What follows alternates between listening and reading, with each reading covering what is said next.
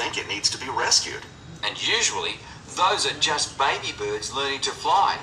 So we should emphasize that people should only attempt to rescue a bird that's clearly injured. For certain kinds of birds, the rescuer needs to wear protective gloves because some of those birds tear your shirt, or worse, injure your face or some other part of your body.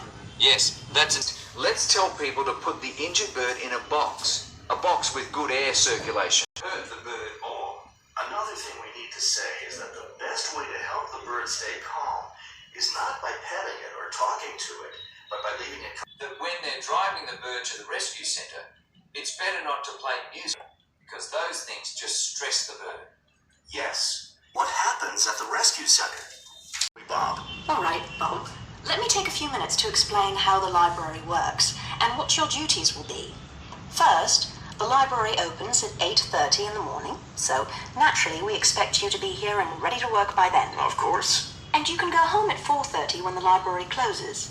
Now, let me explain where everything's kept. It looks like here on the ground floor is where the reference books are. Yes, that's right.